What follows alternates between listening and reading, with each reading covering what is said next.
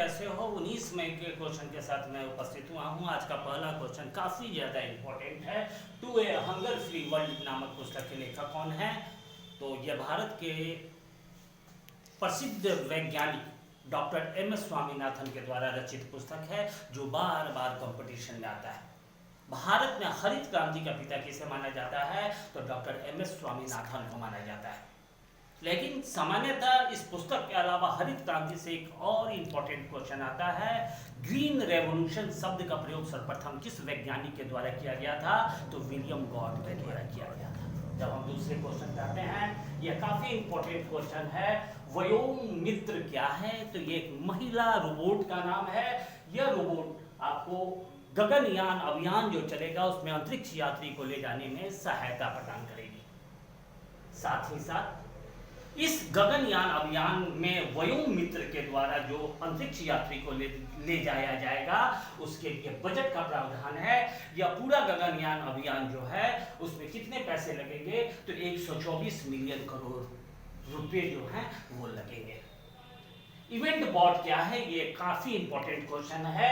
यह एक ट्रोजन है जो एंड्रॉयड फोन का यूज करते हैं, अर्थात जो टच मोबाइल फोन का यूज करते हैं, उनके मोबाइल से जो वित्तीय सूचना है इस ट्रोजन के द्वारा प्राप्त की जा सकती है, या जो मोबाइल उपयोग करता है उसकी वित्तीय जानकारी इस ट्रोजन के माध्यम से प्राप्त किया जा सकता है। इससे कई प्रकार की अनियमितता होने की संभावना है।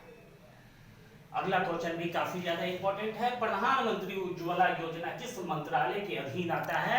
सवाल ये उठता है, प्रधानमंत्री उज्ज्वला योजना की शुरुआत कब की गई थी?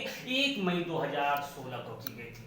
वैसी महिला जो आर्थिक रूप से काफी निर्धन है, उन्हें गैस एलपीजी सिलेंडर सब्सिडी या मुफ्त में देने के लिए उज्ज्वला योजना की शुरुआत की गई थी। यह मंत्रालय किस मंत्रालय के अधीन आता है? तो पेट्रोलियम और प्राकृतिक गैस मंत्रालय के अधीन आता है। विश्व दूरसंचार दिवस कब मनाया जाता है? तो 17 मई को मनाया जाता है। लेकिन दूरसंचार दिवस का इस वर्ष थीम क्या था? तो connect 2030 ICTS for the sustainable development goals.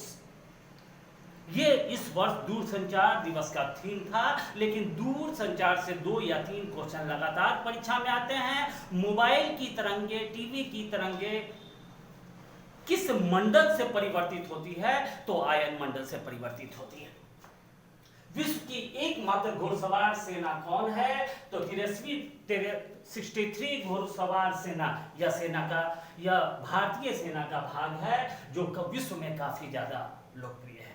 लेकिन घोड़ा एकमात्र ऐसा जानवर है जिसे गोल ब्लडर नहीं पाया जाता है। अरबी किस जानवर की प्रजाति है? तो घोड़ा की प्रजाति है।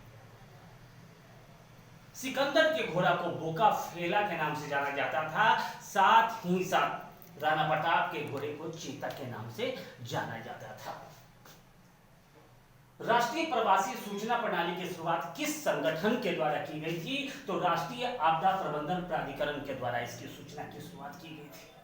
यह एक प्रकार का ऑनलाइन डैशबोर्ड है जिसके माध्यम से वैसे प्रवासी जो कोरोना वायरस के कारण या लॉकडाउन के कारण एक दूसरे से दूसरे जगह फंसे हुए हैं, उन्हें इसकी सूचना इस माध्यम से सरकार को उन प्रवासियों की सूचना प्राप्त हो जाएगी।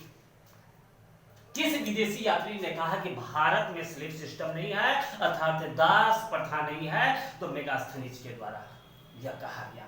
लेकिन प्रसिद्ध पुस्तक इंडिका के लेखक कौन है? तो मेगास्थनीज है।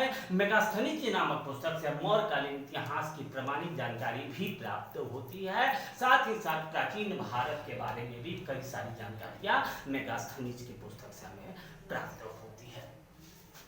लॉर्ड कॉर्नवालिस ने अस्थायी बंदोबस्त किसके साथ की थी? यह काफी इंपॉर्टेंट क्वेश्चन है।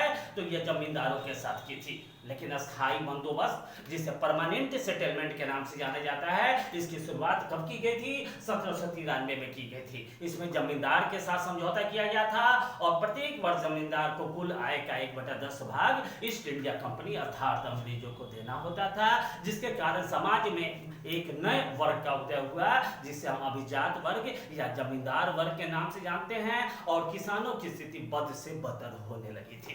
इसकी शुरुआत कहाँ से की गई थी? तो बंगाल और बिहार से की गई थी। इससे ईस्ट इंडिया कंपनी को आर्थिक लाभ काफी ज्यादा हुआ।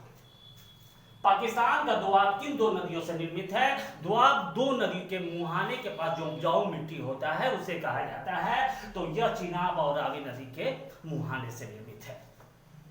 लेकिन पाकिस्तान शब्द का निर्माण किसके द्वारा किया गया? तो रहमत अली के द्वारा किया गया। इस पाकिस्तान का शाब्दिक अर्थ क्या होता है? तो होली लैंड होता है। लेकिन पाकिस्तान का कौन सा शहर रावी नदी के किनारे है? तो लाहौर शहर रावी नदी के किनारे है। आज के लिए बस इतना ही। पुनः कल नए क्वेश्चन के साथ उपस्थित रहूंगा। तब तक व्यस्त रहे, मस्त रहे।